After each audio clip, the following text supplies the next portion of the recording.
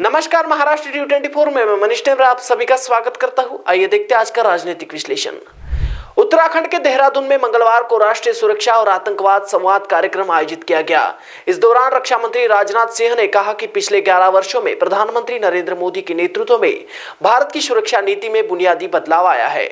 Operation सिंदूर को भारत के इतिहास का सबसे बड़ा आतंकवाद विरोधी अभियान बताया, जो जम्मू कश्मीर के पहलगाम में हुए हालिया आतंकी हमले के जवाब में चलाया गया था। राजनाथ सिंह ने पुलवामा हमले को भारत की सामाजिक एकता पर सीधा हमला बताया और कहा कि सरकार ने इसका निर्णायक जवाब देते हुए पाकिस्तान और पाकिस्तान अधिकृत कश्मीर में स्थित आतंकी ठिकानों को खत्म किया। उन्होंने कहा, अनुच्छेद 370 हटने के बाद जम्मू कश्मीर शांति और विकास के मार्ग पर है, जिसे हमारे दुश्मन पचा नहीं पाए। उन्होंने यह भी कहा कि उधमपुर श्रीनगर बारामूला रेलवे लाइन इस विकास की प्रतीक है और विश्वास जताया कि जल्द ही पीओके कहेगा, मैं भी भारत हूं। रक्षा मंत्री ने पाकिस्तान को ग्लोबल टेररिज्म का जनक करार देते हुए अंतर्राष्ट्रीय समुदाय से अपील की कि वह पाकिस्तान पर रणनीतिक, कूटनीतिक और आर्थिक दबाव बनाए। उन्होंने पाकिस्तान को आतंकवादियों की नर्सरी बताया, जो उन्हें प्रशिक्षण और शरण देता है और धार्मिक या वैचारिक आधार पर आतंक को उचित ठहराने की कोशिश करता है। राजनाथ सिंह ने संयुक्त राष्ट्र सुरक्षा परिषद द्वारा पाकिस्तान को अपनी काउंटर टेररिज्म पैनल का उपाध्यक्ष बनाए जाने के फैसले को चौंकाने वाला और विरोधाभासी बताया। उन्होंने कहा कि पाकिस्तान ने हाफिज सईद और मसूद अजहर जैसे आतंकवादियों को संरक्षण दिया है। ऐसे में इस तरह का फैसला दुर्भाग्यपूर्ण है।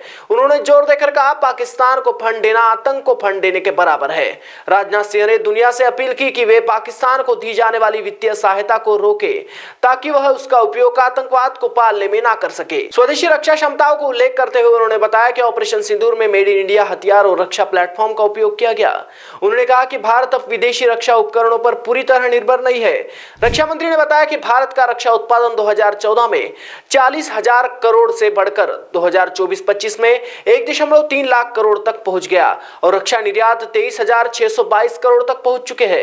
इस वर्ष के लिए 1.75 लाख करोड़ उत्पाद और 30,000 करोड़ निर्यात का लक्ष्य रखा गया, जबकि 2029 तक यह लक्ष्य बढ़कर 3 लाख करोड़ उत्पादन और 50,000 करोड़ निर्यात रखा गया। उन्होंने बताया कि सरकार ने अब तक 10 पॉजिटिव इंडियनाइजेशन लिस्ट जारी की है, जिसमें 5,500 से अधिक वस्तुएं शामिल है, ताकि स्वदेशी रक्षा उत्पादन को बढ़ावा दिया जा सके। राजनाथ सिंह ने जानकारी युद्ध को लेकर भी चेतावनी दी और बताया कि ऑपरेशन सिंदूर के दौरान पाकिस्तान ने फर्जी खबरों और झूठे कंटेंट के जरिए भारतीय जनता का मनोबल गिराने की कोशिश की। उन्होंने नागरिकों से सोशल सोल्जर बनने की अपील की, ताकि वे सोशल मीडिया और साइबर स्पेस में गलत सूचना का मुकाबला कर सके। उन्होंने कहा, साइबर सुरक्षा केवल सरकार की जिम्मेदारी नहीं बल्कि राष्ट्रीय जिम्मेदारी है। मीडिया की भूमिका पर बोलते हुए उन्होंने कहा कि पत्रकारिता केवल एक पेशा नहीं बल्कि राष्ट्रीय कर्तव्य है। उन्होंने मीडिया से आग्रह किया कि वे स्पीड नहीं, सटीकता को प्राथमिकता दे और तथ्य आधारित रिपोर्टिंग करे। उन्होंने संयुक्त राष्ट्र सहित वैश्विक संगठनों और अंतर्राष्ट्रीय समुदाय से आतंकवाद के खिलाफ ठोस कदम उठाने की अपील की। उन्होंने कहा, जब दुनिया से आतंकवाद खत्म होगा, तभी हम वैश्विक शांति, समृद्धि और प्रतीक को आगे बढ़ा सकेंगे।